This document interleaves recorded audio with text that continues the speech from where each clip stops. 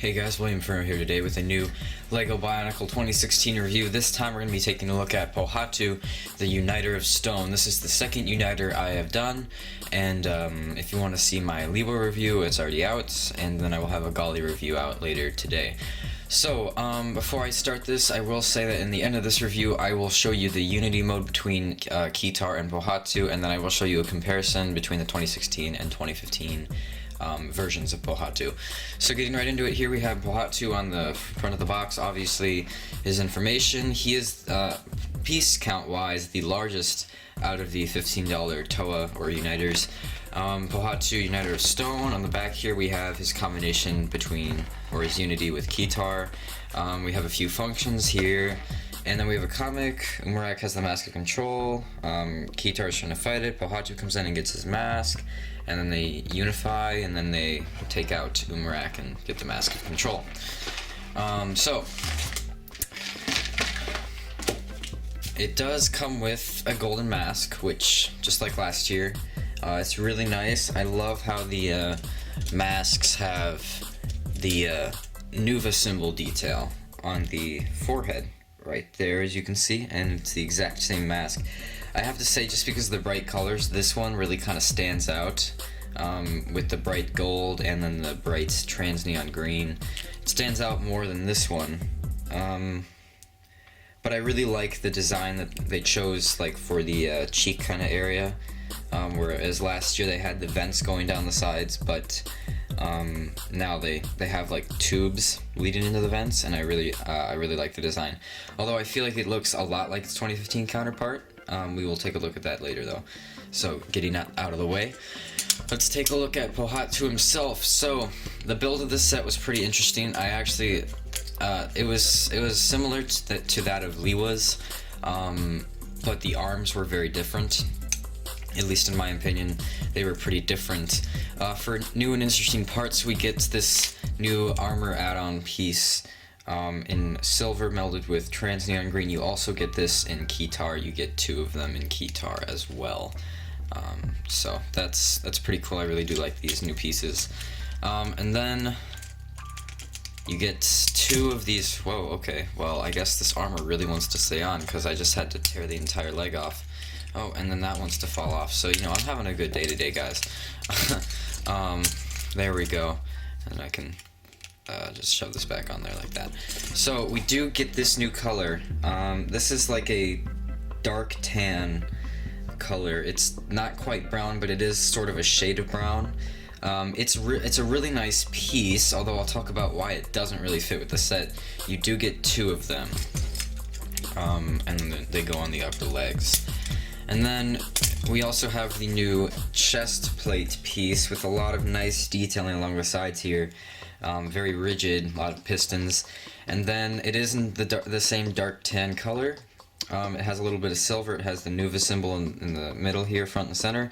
It has different shades of brown on it, which I will talk about the color scheme more later, as I said. But there's this light brown, and then there's this, or I guess some could call it burnt orange, and then there's the dark brown and little bits of black as well. So it's an overall nice chest plate. And then we have this new sort of sword piece. It's kind of in a flat lime green. There's not really any transparency to it. With these silver hilts, we get two of these on Kitar as well. So that's nice. And then we get the Vorax armor again. And this time we get it in silver.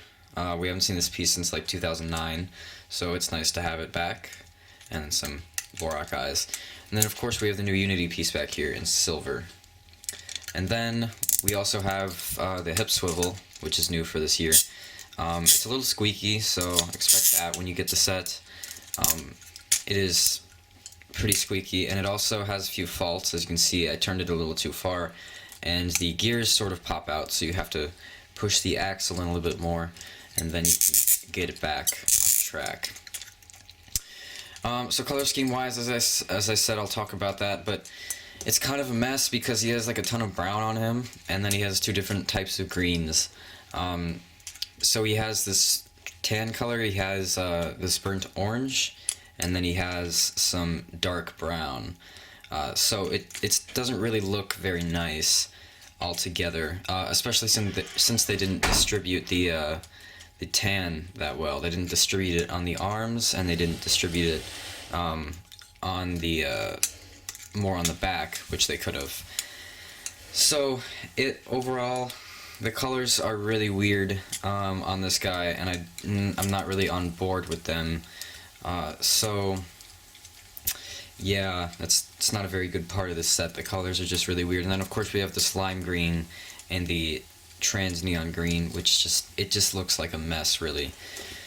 And then basically articulation wise, he has all the standard stuff. I don't really have to show you that except for the hip swivel function. And of course it's really squeaky and it's kind of faulty, but it's alright. It's new and it's different, so it's alright. I don't really like how the arms are designed, and so I'm going to take this piece of Vorok's armor off and I'm going to show you how the arms are designed. So you sort of have this new Technic. It's not new, but it's a really nice Technic part, and you get 2 of them on this set. If I can just take this apart a little bit for you here. I apologize, someone decided to come in and take a shower, which I don't know why they did that. So you see, obviously you have this new Technic sort of pin and axle piece right here. You have it in black and you have 2 of those on here. So they're really nice, but you just basically have the custom torso arm build here, and you just have the axle and the pin right here. And you take the arm, and it's just really weird how it connects on. I've never really seen something like it before, and I can't say I'm on board with it. And you just take the Vorok's armor and you just stick that on. So it's kind of a weird arm design, and I'm not sure I'm really into it all that much, just because it looks really weird when you're like posing the set. You do have good posability, but as you can see, the Vorok's armor just kind of changes as you move the arm because it's connected directly to the shoulder. So that's kind of weird. I'm not really sure how I feel about it. And then of course we have kind of a skinny arm right here, upper arm, and then we get these like clanky trans neon green lower arms, which I'm just not a huge fan of at all, really, just because they're so bright and they just stand out so much. So honestly, out of all, I give this set a 7.5 out of 10. He actually still feels pretty cool. He's pretty solid. He's kind of an eyesore just because of all the colors and just the different things they decided to do with him. And I'd give him a 7.5. Honestly, I do like Liwa a little bit more than this guy. So now we're going to take him into the Unity mode with Keytar here. If you want to see my Keytar review, that's already up as well. So you just take the Unity pieces and you slap them together. It's weird to note that I think Keytar's is a gunmetal and then Pohatu's is silver. Yeah. And so if I can get this on, I apologize. There we go. No? What is going on here? Why can't I get this on? I was having trouble with this earlier as well. It's just, there we go. Okay, so what I like to do with this is I like to wrap his little legs around his hip area and his shoulders. And then obviously in Unity mode he needs his golden mask, apparently. I also forgot to mention the new eye stock part as well. It's a shortened eye stock. It's really, really nice, and it's in blue. So let's just stick this on here quick. Alright, so we got that, and then you kind of have to adjust the creature mask over this one, which I just failed at doing that too. That's one of the things I don't like, how they don't connect with each other. I think that looks really weird. So the gold and silver obviously contrast, and it doesn't help that the gold contrasts from the rest of the color scheme. But the thing about the gold is that I can let it slide only because it's a golden mask and it's supposed to stand out. Alright, so let me just state it right here. What were they thinking when they decided to combine these two together? Why do these exist?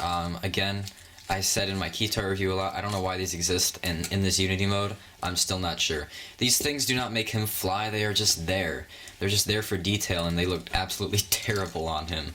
And it doesn't help that we're adding more brown to the mix of brown colors.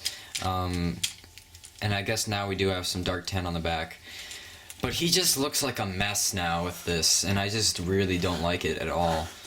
So far, out of the two Unity modes I've tried, this one is terrible.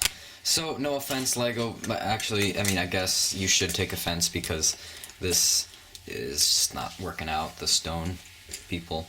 And then, let's just quickly compare him to his 2015 counterpart, because some people might want to see that. So, as you can see, 2015 is way shorter, which is something that I would say they definitely improved upon, making these guys look more like warriors and more like people who are ready to go out and fight for their regions. So that's obviously an improvement they made, which is the height. Another improvement I would say is just overall the stance of them, like how they look, how imposing they are. But as a set, I still like the 2015 version better, just like with Liwa. The color scheme is so consistent with this one. It's just this burnt orange and then silver with little accents of the trans neon green. In this one, the trans neon green is everywhere. It's even bulking up the arms in there, and it's just this one feels very solid to me.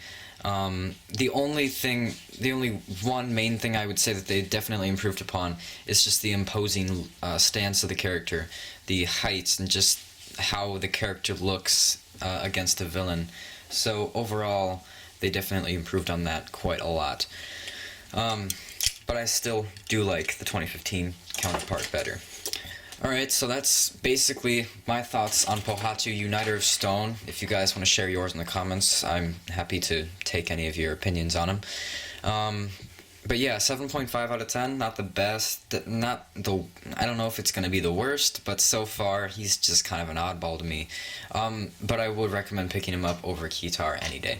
Anyway, next review is going to be on Gali, Uniter of Water, and then tomorrow we'll have Tahu and Onua, which is probably two of them you've been waiting for more. And then we're going to have Umarak on Wednesday, and Kopaka and Melamunity on Thursday. So, hopefully you guys enjoyed this review. I will see you guys later.